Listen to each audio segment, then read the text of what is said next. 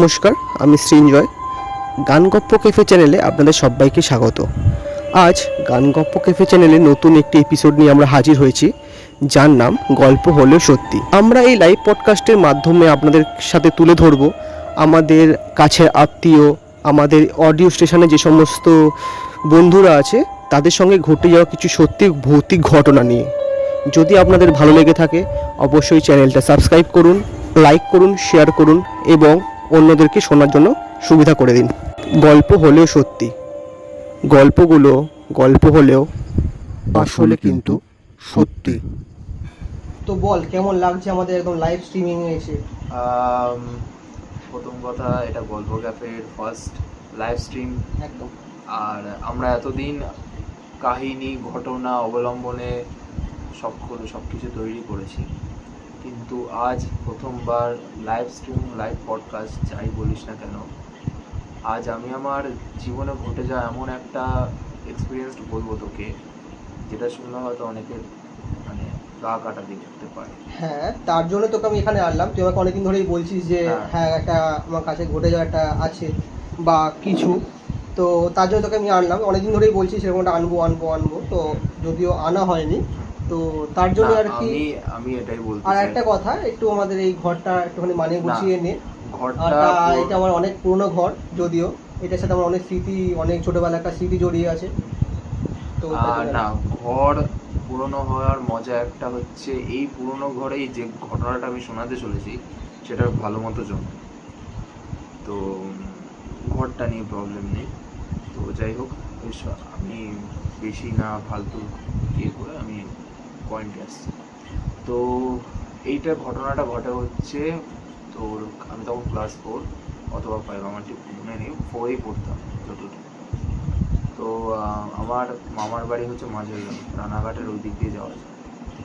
তো মাঝের গ্রাম কুখ্যাত যে ভূতের জায়গা বলবো না, বাট হ্যাঁ ওই দিকে মানে আমার মামা বাড়ি যে জায়গাটা, স্টেশন থেকে নেমে ওখান থেকে ইদার তোকে গরুর গাড়ি ধরতে হবে, আমি জানি না এখন ওখানে টোটো আছে নাকি, আদারওয়াইজ রিক্সা ধরতে হবে। তো আমার মামা বাড়ি যাওয়ার পারপাস ছিল, মানে আমার দিদা খুব অসুস্থ ছিল, তো তাই জন্য মা বাবা আমি গেছিলাম। তো প্রথম যখন যাই তখন খুব ছোট, জানতাম না কোথায় কী হচ্ছে, না ভূত প্রেত কিছু আমি বিশ্বাস করতাম। তো দুপুরবেলা তখন সবে সবে খেয়ে উঠেছি, খেয়ে ওঠার পর বাবা আমাকে বলছে যে তুই তো এখানে এসেছিস, চ তোকে এখানটা ঘুরিয়ে দেখায়। তো আমার মামার বাড়ির ঠিক পাশেই একটা পুকুর আছে। আচ্ছা। পুকুরটাকে লোকে অভিশপ্ত পুকুর বলে। মানে কি তোদেরই পুকুর? ওটা গ্রামের পুকুর, বাট ওটার ভেতর কে কার পুকুর সেটা কেউ জানে না। আচ্ছা। ওটাও পুকুরটাও অনেক দিন ধরেই ওখানে আছে। আর সব থেকে বড় কথা হচ্ছে পুকুরটাকে অনেকে বোঝানোর চেষ্টা করেছিল, বাট তুই যদি আজকে পুকুরটাকে কমপ্লিটলি বুঝিয়ে দিস, ও কিন্তু কালকে আবার মাথা ছাড়া দিয়ে দিবে। এক রাত্রির ভেতর সব মাটি কোথায় চলে যেত কেউ জানতে পারত না। তো পুকুরটা পুরোটাই মানে অভিশপ্ত ছিল। আর ইনফ্যাক্ট ওই পুকুরে আমার মা যখন ছোট ছিল তখন ওই পুকুরে সাঁতার কাটতে গিয়ে পড়ে যায়। আমার মা ভগবানের জন্য, কপালের জন্য, যাই বলিস না কেন, বেঁচে যায়। খুব প্যাথেটিকভাবে বেঁচেছিল।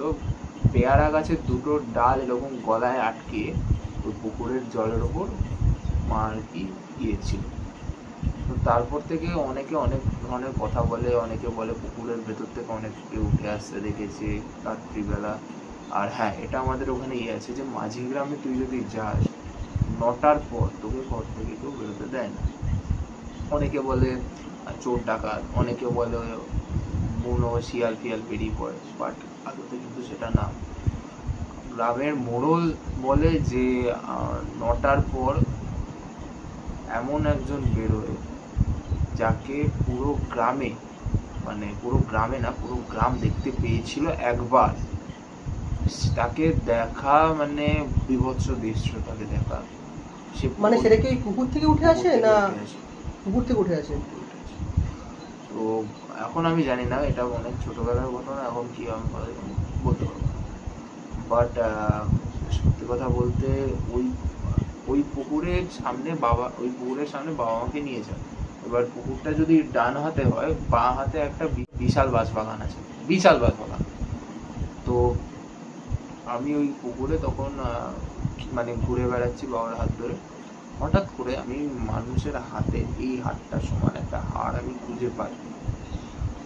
আমি কি করেছিলাম, আমার বাবা আমাকে বলছে যে হাড়টা ফেলে দেওয়ার জন্য। প্রথম নতুন এত বড় হাড় দেখছি, কি হয় না হয়, কার হাড় আমি বুঝতে পারছিলাম না। তো আমি কি করি, হাড়টাকে বনমান বনমান করে ঘুরিয়ে ওই পুকুরের জলের মধ্যেই আমি ছুঁড়ে মারি। পুকুরে জলে? পুকুরের জলেই ছুঁড়ে মেরেছিলাম। কিন্তু পুকুরের জলে ছুঁড়ে মারার পর আমার বাবা আমাকে বলে যে তোকে দেখবি এটা কোনো ভূতের ছিল, সে নিয়ে খেলতো, আজ রাতে তোকে ভূতে দেবো। আমি বাবার কথা তখন হাসি, অ্যাজ ইট ইজ, অত তখন বিশ্বাস করতাম না ভূত পেতে। মাকে এসে বলি, জানো মা এরকম এই বাবা বলেছে। তখন হঠাৎ করে আমার যে পিসি দিদা আছে, মানে যে মারা যায়নি, মারা গেছিল আমার দিদা, আর যার কথা বলছি আমি সে হচ্ছে আমার পিসি দিদা। আচ্ছা। পিসি দিদার মুখটা হঠাৎ করে চূর্ণ হয়ে যায়। আমার মামার কিছু একটা বলতে যাচ্ছিল, হঠাৎ করে থেমে যায়। পুরো যখনই আমি ইনসিডেন্টের কথা বলি, ইচ অ্যান্ড এভরি পার্সন যারা ঘরে প্রেজেন্ট ছিল তাদের মানে কিছু না কিছু করে পুরো স্টিকি নক। তো পরবর্তীকালে অনেক ঘটনাই ঘটে, বলছি সেগুলো আস্তে আস্তে। তো তারপর বিকেলবেলা 5:45 ট্রেন ধরে আমরা মাঝেরগ্রাম থেকে বেরিয়ে যাই, গরমকাল ছিল। বাড়ি আসতে আসতে 8টা। এবার আমার ট্রেনে আসতে আসতেই আমার নাক দিয়ে জল পড়া, গলা খুসখুসানি শুরু হয়ে যায়। আমি মানে সত্যি কথা বলতে এই বেলঘড়ি আসতে আসতে আমার মাথা খারাপ হয়ে গেছিল। মানে এত কষ্ট, হঠাৎ করে ট্রেনে জ্বরও চলে আসে। আর রানাঘাট থেকে তুই জানিস এলাম বেলঘড়ি ঢুকতে কতক্ষণ লাগে। তো বাড়ি এসে খাওয়া দাওয়া করি। মাঝ রাতে আমার আসে ঘুম জ্বর। মা আমাকে তখন তো প্যারাসিটামল দিত না, তখন এটা কি একটা ওষুধটার নাম আমি ভুলে গেছি, পিঙ্ক কালারের ছোট ছোট ওষুধ হতো, ওটা মা দিত না, ওষুধটার নাম ভুলে গেছে। আমাকে দেখতো, আমার যে ডাক্তার দেখতো সে আমাকে ওটা প্রেসক্রাইব করতো। তো ওই ওষুধ মা হাফ করে দিত আমাকে। ওই ওষুধ ফুল দেয়, কিচ্ছু লাভ হয় না। বাবা বলেছিল নাকি আমার তখন প্রায় সেন্সলেস অবস্থা, আমি মানে গুটিয়ে যদি মানে হাত যদি আমি টেনে পেটের ভেতর ঢুকিয়ে দিতে পারি, আমি সেরকম করছিলাম। বলা বাহুল্য, রাত্রে যখন জ্বরটা একটু ধরে, আমি ঘুমের ভেতর অনেক আজে বাজে স্বপ্ন দেখি।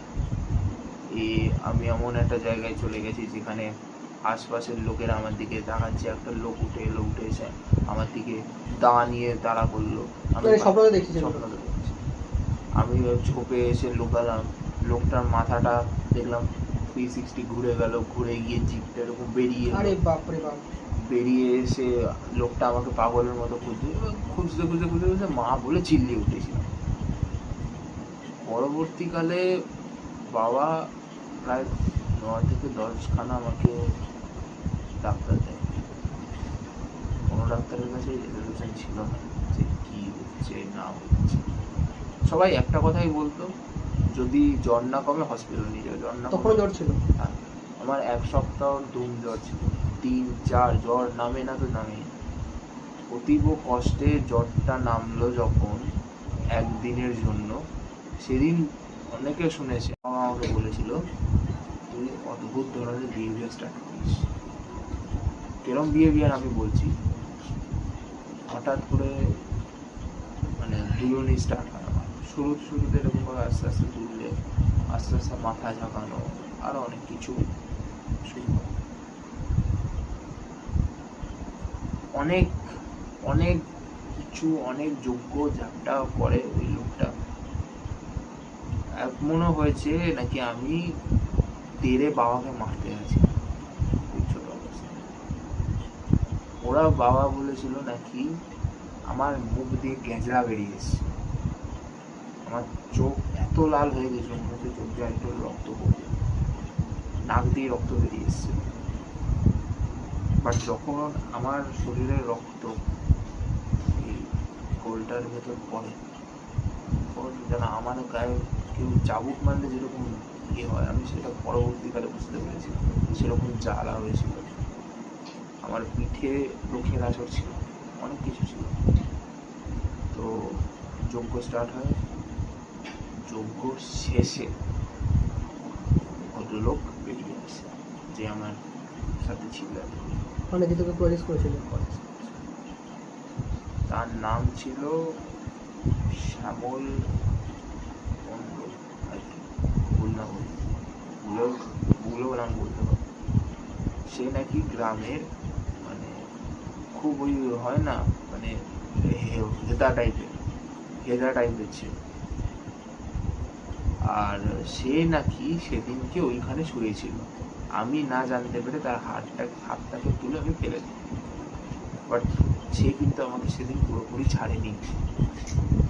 যজ্ঞের পরও সে বলেছিল আমি আবার ফিরব, কারণ আমার হাত ইয়ে করে দিয়েছে। আমি যখন এক হাতে সারা জীবন ঘুরব, তাই জন্য আমি ওকে শান্তিতে থাকতে দেবো। তখনকার মতো গোপলার বাবা আমাকে সুস্থ করে দেয়। আমি সত্যি সুস্থ হয়ে গেছি। 4 বছর কেটে যায়, কিচ্ছু হয় না। 4 বছর পর একদিন রাত্রিবেলা আসে, বাবা দেখে রাত্রিরে ঘুমের ঘোরে। আমার মনে আছে ছোটবেলায় যখন, তখনকার 2015-16 ঘটনা বলছি, এত স্মার্টফোন ছিল না সবার কাছে। আমরা ভিডিও গেম খেলার জন্য পিএসপি ইউজ করতাম, প্লে স্টেশন পোর্টেবল। তো আমি সেটা বাবাকে অনেক বায়না করে একটা পিএসপি কিনেছিলাম চাঁদনি মার্কেট থেকে। তো ওটা খেলেই 11:30টার সময় ঘুমাতে যাই, মাথার কাছে পিএসপি ছিল, মনে আছে। হঠাৎ বাবা বলে, 1টার দিকে আমি ছটান উঠে দাঁড়াই, আমি বিছানার মধ্যে উঠে দাঁড়াই, বাবা দেখছি। উঠে দাঁড়িয়ে আমি এরকম ভাবে দুলতে কোনো ইয়ে নেই নাকি বিছানা থেকে নামলাম। একটু পরে বাবা নোটিস করছে আমার হাঁটাটা। আমি ওরকম মানে গালগপ্প দিচ্ছি না যে আমি উড়ে বেরিয়ে গেছিলাম এইসব। আমি হাঁটছিলাম। কিভাবে হাঁটছিলাম? আমার পাটা, ডান দিকে পা 360 ঘোরা গেছিল। 360 মানে পায়ের যে পাতাটা সোজা থাকে, ওটা পেছনে চলে গেছিল, পিছন দিকে। আমার পা ভাঙা, আমার সত্যি ভাঙা। এক্সরে রিপোর্ট আছে, সদর ডাক্তার দেখেছিল আমাকে, মারা গেছে। তো ওখান থেকে বাবা আমাকে গিয়ে জাপটে ধরে। যখন জাপটে ধরে, তখন নাকি বাবা দেখেছিল আমার মুখটা আমার মুখের মতোই লাগছে, আমার মুখটা অন্য কারোর মুখের মতো লাগছে। তো বাবা বুঝতে পারে। বাবা কি করে, আমাকে কিছু না হাতের কাছে না পেয়ে গামছা দিয়ে আমাকে বাঁধে। গামছা, আমি নাকি সেদিন রাত্রিরে বহুত দাপিয়েছিলাম, কিন্তু অত রাতে আমি কাকে পাবো। আর একটু পর যখন ভোর হয়, যখন আমাদের ওখানে শেতলা বাড়িটা খোলে, শেতলা বাড়িতে একটা দিদা থাকতো, আমার মাকে খুব ভালোবাসতো। আমার ওই দিদাটার কাছে আমাকে নিয়ে যায়। সেই দিদাটা কি করে, কি একটা মিশিয়ে আমাকে একটা জল খাওয়ায়, খেয়ে 3বার ঝাঁটার বাড়ি, যেগুলো দিয়ে ড্রেন দেওয়া হয়। তারপর গিয়ে আমি সুস্থ। পরবর্তীকালে জানতে পেরেছিলাম ও আবার আসলো, জানি না এখন কবে আসবে। আবার আসবে? 3বার আসবে। এখন অলরেডি 2বার হয়ে গেছে, আবার আসবে। আর বলে নাকি লাস্ট টাইমটা সব থেকে ডেঞ্জারাস, চেষ্টা করবি। এটা আমার জীবনের সব থেকে ফার্স্ট ঘটনা যেখানে আমি ভূতের সাথে, মানে ভূত বলি, প্রেতাত্মা বলি, যাই বলি, এনকাউন্টার করি। তো ঘটনাটা ছোট মনে হলেও ঘটনাটা আমার কাছে অনেক বড়, কারণ ওর পরেই আমি মানে ভূত প্রেতে বিশ্বাস করা স্টার্ট করা শুরু করেছি। এমন অনেক কিছু হয়েছে, অনেকে আমাকে পাগল বলেছে, অনেকে ইয়ে বলেছে, কিন্তু সত্যি কথা বলতে আমি তাদের দেখতে পাই না, মানে প্রেজেন্সটা বুঝতে পারি। কারণ আমাদের এখানে মোহিনী মিলের মাঠটা, ওখানে তো ছেড়েই দেয়, আমি কি তুইও নিজেও দেখে ওখানে তো অনেক কিছু আছে, যদিও আমি নিজে জানি। হ্যাঁ, কিছু দূর গিয়ে একটা পুকুর আছে, ওই পুকুরের সামনেও আছে। ঠাকুরতলার কথা ছেড়ে দিলাম নন্দনগরে। যাই হোক, এটা একদম ফার্স্ট পডকাস্ট, তাই জন্য সব থেকে ছোটো ইনসিডেন্টটা দিয়ে আমি স্টার্ট করলাম। এরপর তো আরও ভয়ানক ভয়ানক ইনসিডেন্ট আমার কাছে আছে। আমার সাথে ঘটেছে অনেক ঘটনা আছে, হ্যাঁ। সেগুলোও বলবো যদিও। তো শুধু আমাদের না, আমাদের দুজনের না, এমন আমাদের কাছে অনেকেই আছে যাদের সাথে মানে অতি প্রাকৃতিক ঘটনা হয়েছে, সুপার ন্যাচারালের জিনিস। তো এবার থেকে গল্প ক্যাফে গান গপ্প ক্যাফের চ্যানেলে গল্প তো আসবে, বাট এরকম লাইভ পডকাস্টও আসবে, যেখানে আমরা বুঝরু কি না অরিজিনাল গল্পটা শেয়ার করবো আপনাদের সাথে, যেটা আমরা নিজেরা ফেস করেছি। আর আপনাদের যদি বিশ্বাস না হয়, I can show you the proofs. আমার সত্যি পাওয়া না। আর সব থেকে বড় কথা, আমাদের কাছে প্রুফ আছে, ভিডিও আছে আমাদের কাছে। ভিডিও কখনো যদি লাগে আমাদেরকে ডিএম করবে বা কিছু করবে, আমরা আমাদের ভিডিও আমরা আপনাদের কাছে পৌঁছে দেব। আপনাদের যদি প্রুফ লাগে, ফার্স্ট অফ অল এই জিনিসগুলো রিলেটেড, আপনাদের আমাদের ডেসক্রিপশনে একটা জিমেল দেওয়া আছে, জিমেলে আপনারা আমাদেরকে মেল করবেন। আমরা যদি নাও পাই আমাদেরকে কমেন্ট করে আমরা পাঠিয়ে দেবো। হ্যাঁ, কমেন্ট করলে আপনাদের ইনস্টাগ্রাম আইডি দিয়ে রাখবেন, আমরা সময় মতো ডিএম করে দেব। শুভরাত্রি। নেক্সট সপ্তাহে একটা নতুন গল্পের জন্য রেডি থাকুন।